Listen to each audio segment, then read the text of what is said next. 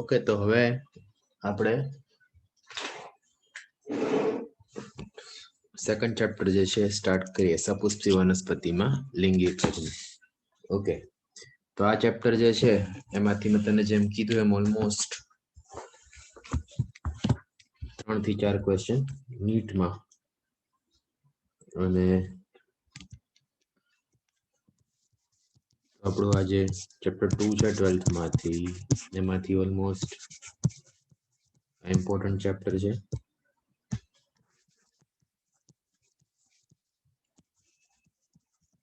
અને બોર્ડમાં બી આમાંથી 6 થી 8 માર્કનું વેઇટેજ હોય છે. બરાબર?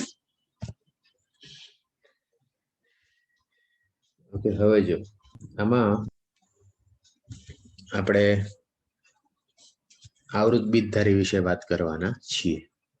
ઓકે, તો ફર્સ્ટ પેરેગ્રાફમાં ચોપડીમાં વાંચીશ તો આપ્યું છે કે પુષ્પ એ સૌંદર્યલક્ષી સુશોભન માટે આપણે શેના માટે પુષ્પ કે ફૂલનો યુઝ કરીએ બધાને ખબર છે.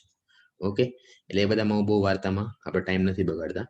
હવે આમાં તને એક વસ્તુ એ ખ્યાલ હોવો જોઈએ કે ફર્સ્ટ પેરેગ્રાફ સેકન્ડ પેરેગ્રાફ જે ચોપડીમાં આપ્યું છે મેં તને ટર્મ આપી છે ફ્લોરિકલ્ચર. એને કહેવાય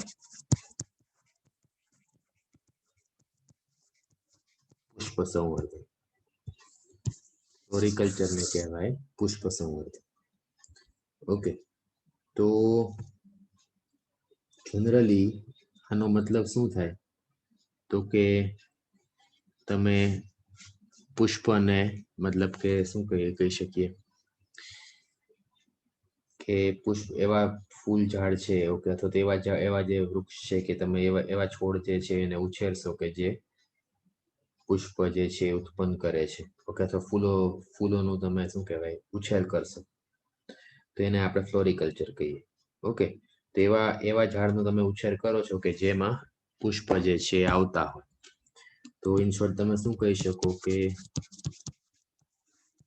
પુષ્પ ઉત્પન્ન કરતી વનસ્પતિનો ઉછેર. ઓકે, તો એને શું કહેવાય ફ્લોરિકલ્ચર. બરાબર? હવે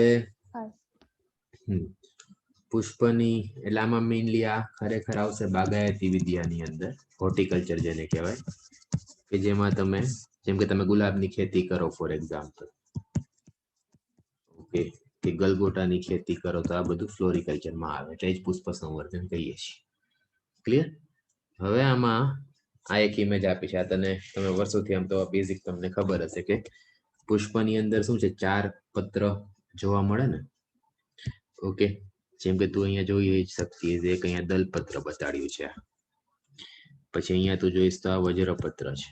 ઓકે, તો જે ફૂલની પાંખડી કહીએ આપણે અથવા જે રંગીન હશે જે પાર્ટ જેનાથી ફૂલ જે છે એટ્રેક્ટિવ લાગે એને દલપત્ર કહીએ. અને આ જે નીચે એની નીચે જે ગ્રીન કલરનું હશે લીલા રંગનું, ઓકે, જે કલિકા જેવું એ શું હશે વજ્રપત્ર. તો પુષ્પ ખુલ્યું ન હોય ત્યારે જે ગ્રીન પાર્ટ હોય તે વજ્રપત્ર અને અંદરની કલરફુલ વસ્તુ જે હશે તે દલપત્ર.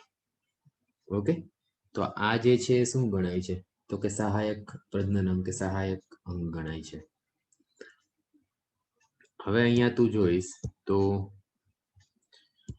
આ પરાગવાહિની જો, તું પરાગાસન જો, પરાગાશય જોઈશ, અંડાશય, તો આ બધા શું છે તો કે આ બધા પ્રજનન અંગ છે. ઓકે, આ જે છે પ્રજનન તમે પ્રાજનિક આવશ્યક પ્રજનન પત્ર કહી શકો. ઓકે, તો આવશ્યક પત્ર છે. બરાબર? તો આ એક દ્વિલિંગી પુષ્પ જે છે એ બતાડ્યું છે કે નર અને માદા બંનેના અંગો પ્રજનન અંગો છે. એટલે શું થાય બેટા, મોનોશિયસ થાય ડાયોશિયસ થાય? અથવા ગુજરાતીમાં કહીએ તો આ એક સદની થાય દ્વિસદની થાય બેટા? એક સદની. Okay, very good. તો શું કામ? કેમ કે બંને પ્રજનન અંગ છે ને. ઓકે, હવે જો હવે કોઈ પણ વનસ્પતિની આપણે આજે 4 પત્રોની વાત કરીએ તો પુષ્પની અંદર જે 4 પત્ર હશે એમાં જે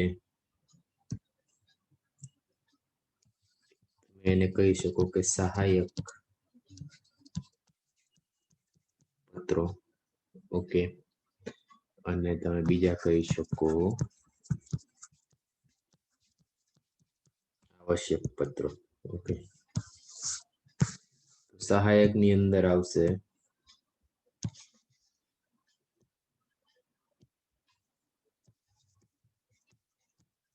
દલપત્ર કે જે રંગીન હશે,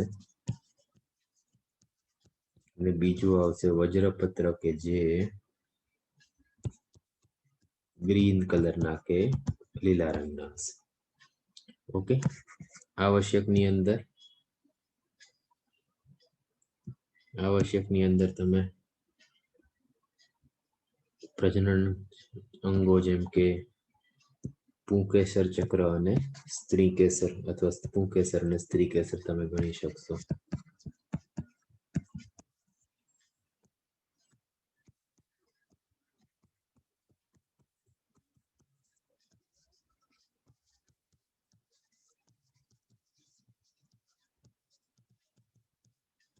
એટલે આ જે છે પ્રજનન અંગો છે. આટલું ક્લિયર? હા. આ તો આગળ પણ આવે એટલે ખ્યાલ હશે. હવે આપણે આ ચેપ્ટરને 3 ભાગમાં ભણવાના છીએ. પૂર્વફલનીય ઘટનાઓ, પછી ફલન અને પશ્વફલનીય ઘટનાઓ. ઓકે, તો સૌથી પહેલા પૂર્વફલનીય ઘટનાની અંદર વાત કરીએ તો એમાં શું આવશે કે જે પરાગરજ અને એ બધું બનશે ને, બરાબર છે? તો આપણે એમાં મતલબ અંડાશય ને બધું ઉત્પન્ન થાય, કઈ રીતે પુષ્પ બનશે, તો એ બધામાં આપણે શરૂઆત કરીએ છીએ પૂર્વફલનીય. પેલા ચેપ્ટર એવી રીતે આવશે કે પૂર્વફલનીય ઘટનાઓ કઈ છે, ઓકે, પશ્વફલનીય કઈ છે, અને ફલન વખતે શું થશે. આપણે શરૂઆત કરીએ છીએ પૂર્વફલનીય ઘટનાઓથી. ઓકે, તો સૌથી પહેલા આ બધી ઘટના માટે પ્રજનન અંગનું બનવું જરૂરી છે. ઓકે, પ્રજનન અંગનું બનવું જરૂરી છે. તો વનસ્પતિમાં સૌથી પહેલા તો પુષ્પ નિર્માણ જે છે એ જરૂરી છે. તો પુષ્પના નિર્માણ માટે કેવા ફેરફાર થશે, તો કે અંતઃસ્ત્રાવી ફેરફાર જે હશે તે થશે. એટલે ખબર છે કયા અંતઃસ્ત્રાવ પુષ્પ નિર્માણ માટે જરૂરી છે? 11th માં આવે, 15મા ચેપ્ટરમાં ફ્લોરિજન કહેવાય. શું કહેવાય? ફ્લોરિજન. ઓકે, હવે આગળ વાત કરીએ તો અંતઃસ્રાવની અસરમાં સૌથી પહેલા પુષ્પીય પ્રવર્ધો બનશે. પછી શું બનશે? તો કે પુષ્પ વિન્યાસનું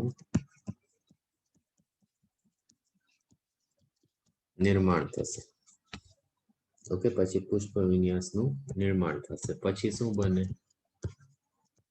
તો પુષ્પકલિકા.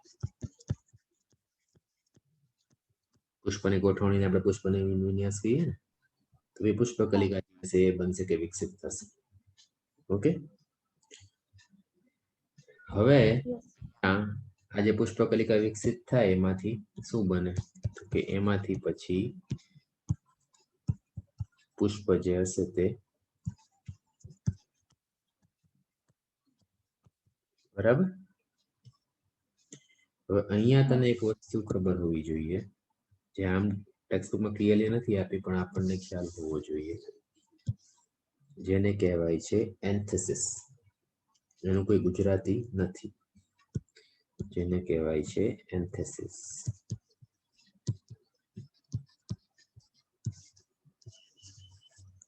તો એનો મતલબ શું છે? તો કે પુષ્પકલિકા ખુલવાની પ્રક્રિયા.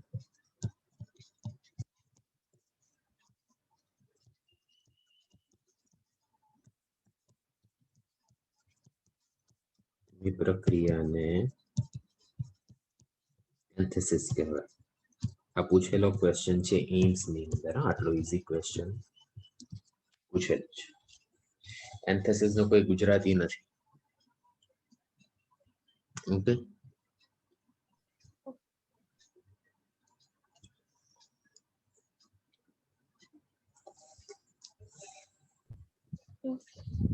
ઓકે, હવે આમાં પુષ્પની અંદર જે પ્રજનન અંગો બનશે તો આપણે વાત કરી કે શું હશે, તો પુંકેસર, ચક્ર, સ્ત્રી કેસર જે છે, બરાબર. એટલે હવે આપણે શરૂઆત કરીએ છીએ પુંકેસર થી, નર પ્રજનન અંગથી. તો કે શરૂઆત કરીએ છીએ આપણે નર પ્રજનન અંગથી, અથવા જેને કહેવાય પુંકેસર થી.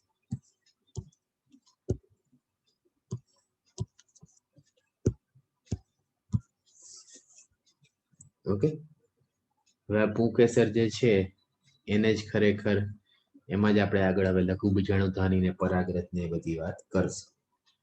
ઓકે, તો જો આના પુંકેસરના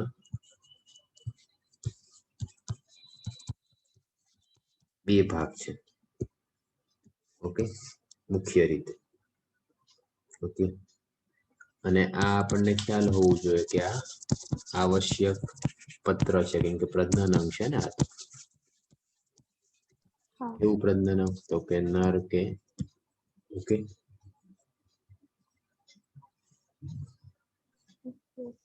તો તમે કોઈ પણ પુંકેસર લેશો સામાન્ય રીતે, બરાબર. તો જો એક જ મિનિટ,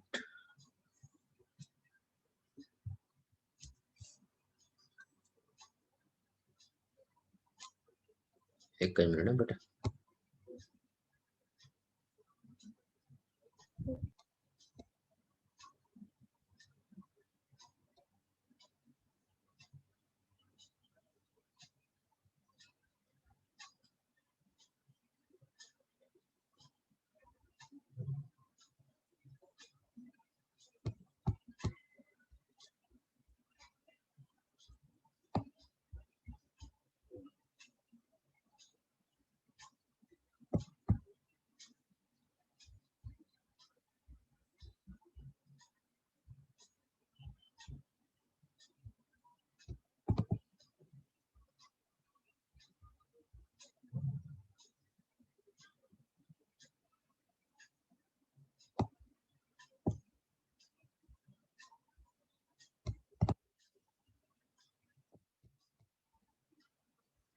ઓકે, તો સામાન્ય રીતે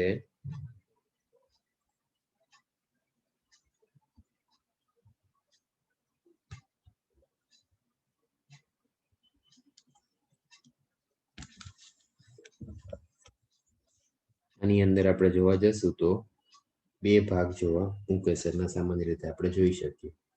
ઓકે, એક તો હશે પરાગાશય અને બીજું હશે મધ્ય તંતુ. ઓકે, અથવા પુંકેસર તંતુ પણ કહેવામાં આવે એને. પેલા મધ્ય તંતુ કહેતા હતા, હવે પુંકેસર તંતુ કહીએ છીએ. એટલે આખી સ્ટ્રક્ચર કે રચના જે છે એ કેવી છે કે આવી રીતે પરાગાશય હશે અને એની નીચે આમ આપણે મધ્ય તંતુ જે છે જોવા મળશે. ઓકે, એટલે આ આખો પાર્ટ જે છે એ પરાગાશય અને આ જે છે પુંકેસર તંતુ કહી શકો. Okay, yes. આ ભાગ જે હશે કોની સાથે જોડાયેલું હશે પાછું? પુષ્પાશય સાથે. આની અંદર જ પરાગરજ હશે. આની અંદર જ પરાગરજ જે છે એ હશે, એટલા માટે આપણે શું કીધું? પરાગાશય. Okay, yes. હવે જો આ તું ઇમેજ જોઈશ ટેક્સ્ટ બુક ની દેખાતી હશે, તો આ શું બતાડ્યું છે? આ જો પરાગાશય છે. ઓકે, આ જે દેખાય છે હા. પુંકેસર તંતુ છે. આ તો પેલા બી આ મેઇન જે છે હવે ચાલુ થશે. અને આ ભાગ જે હશે એ જ પુષ્પાસન સાથે, પુષ્પાસન ખ્યાલ છે ને બેટા ક્યાં હોય? ખબર છે ને કોને કહેવાય? હા. ઓકે, એટલે હા. એની સાથે જ આ પુષ્પાસન સાથે જોડાયેલ હશે. ઓકે, હવે આ જે ભાગ તું અહીંયા જોવે છે એ આનું આ લોકોએ ઝૂમ કરીને સેક્શન લઈને જોયું છે. એનો તમે છેદ લ્યો તો તમને શું જોવા મળશે માઇક્રોસ્કોપમાં, એના વિશે વાત કરી છે. બરાબર, એના વિશે વાત કરી છે. તો આવૃત બીજધારીનું જ છે, આપણે વાત કરી છે. ઓબ્વિયસલી આપણે આખું ચેપ્ટર જે છે આવૃત બીજધારીની જ વાત કરીએ છીએ. તો એને આપણે આનો છેદ લઈએ. ઓકે, તો એના વિશે હું વાત કરું છું. જો તું આ ભાગ ને તું આ જે ભાગ જે છે આની આપણે વાત કરીએ છીએ. ઓકે, તો તું આ ભાગને ધ્યાનથી આનું છેદ તું જોઈશ તો પહેલી વાત તો કે આ અહીંયા તું જોવે તો આવી રીતના આના તને કેટલા પરાગાશીમાં બે ભાગ જોવા મળે ને બેટા, કે નહીં? હા સર. એટલે આ દરેકને ખંડ કહેવામાં આવે. એટલે આ શું થયું? દ્વિખંડીય. ઓકે, આ શું થયું? ઓકે, દ્વિખંડ. બરાબર. પછી હવે આ દરેક ખંડની અંદર આ દરેક ખંડ જે છે, ઓકે, એમાં બી પાછા ભાગ પડશે. એટલે આ તો 1 ને 2 આપણે લઈએ તો બે ખંડ તો છે. તો જો દરેક ખંડ આ એક અહીંયા તો જોઈશ તો આની અંદર આ ભાગને તું ધ્યાન આપીશ તો જો આમાં આ દરેક આ બે ખંડ થયા અને આ જે હું એરો કરું છું એ પાછા દરેક ખંડના ભાગ છે ને, કે નહીં? હા સર. લેવો બેટા, જો એક જ મિનિટ. અહીંયા તું જોઈશ તો આ દરેક ખંડમાં પાછા બે ભાગ છે. જો આ જે બતાડું છું. ઓકે, એટલે દ્વિખંડીય પરાગાશય તો હશે જ. હવે સમજજો. હવે દ્વિખંડીય છે અને ચતુકોટરીય કહીએ. ચતુકોટરીય એટલે આને ફર્ધર ઝૂમ કરીએ આપણે. ઓકે, આને ફર્ધર માઇક્રોસ્કોપમાં ઝૂમ કરીએ તો આપણને કેવું જોવા મળે? તો આ ચતુષ્કોટરીય ગણે. એટલે આ આપણને આ પ્રકારની રચના બતાવશે. એક જ મિનિટ.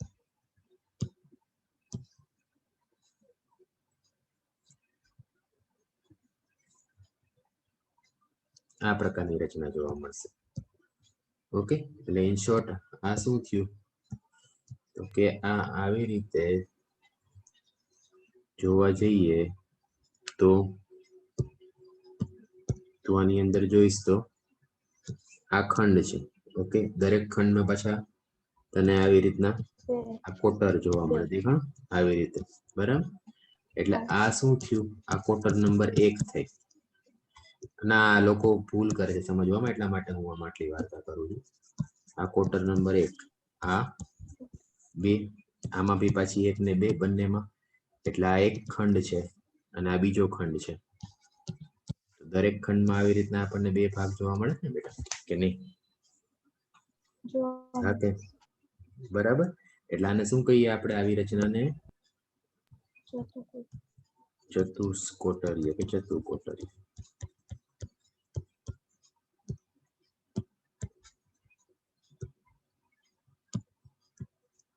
તમને પૂછે કે લાક્ષણિક પરાગરજ કેવી હોય, તો કે દ્વિખંડીય અને ચતુકોટરીય.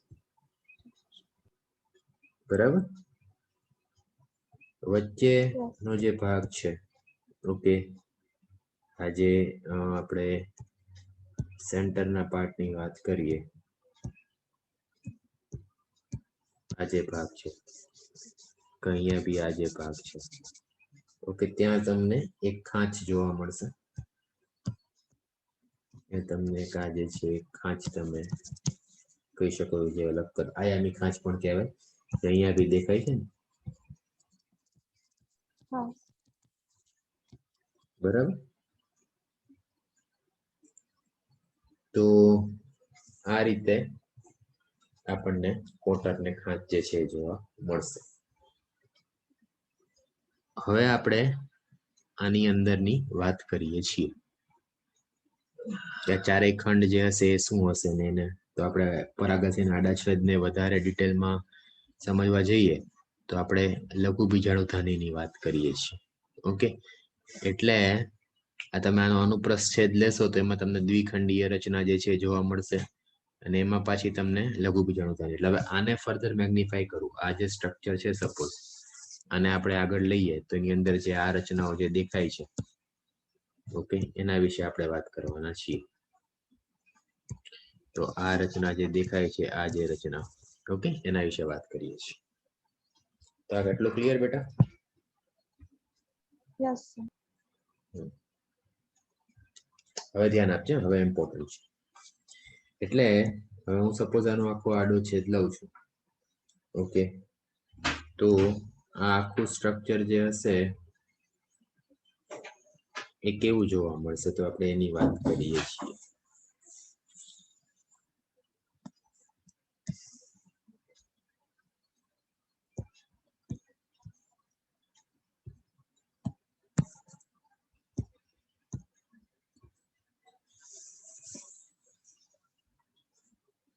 ઓકે, તો સમજજે. હવે આ જે છે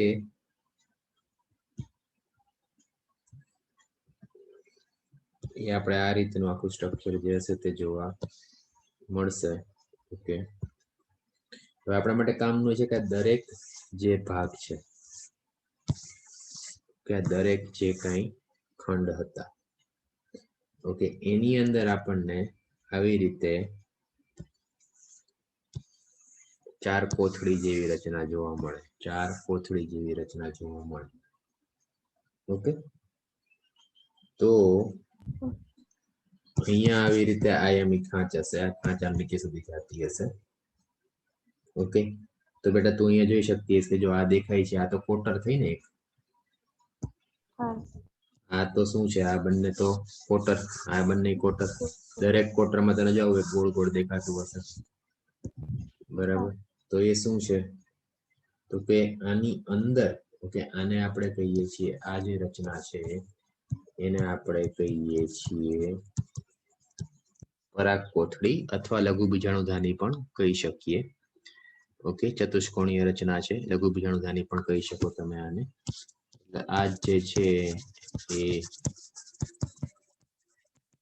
ઓકે, તો આ કેવી, આ 1, આ 2 ને આ 3 ને આ 4, 4 થઈ, બરાબર?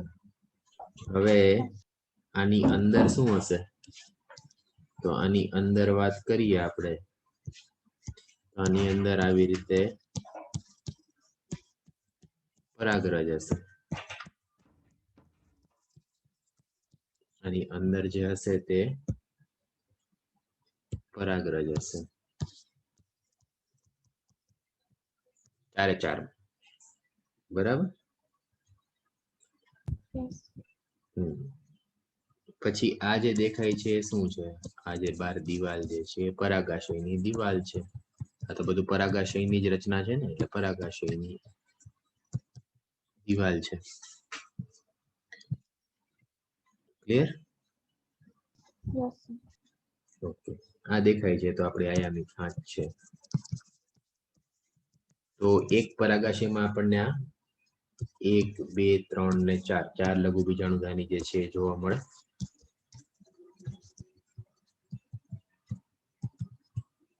ઓકે,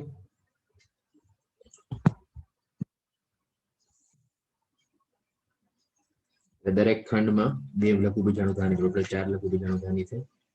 ઓકે, અને લઘુ બીજાણુધાની જ આગળ જતા પરાગકોથળીમાં વિકસિત થશે એવું તમે કહી શકો.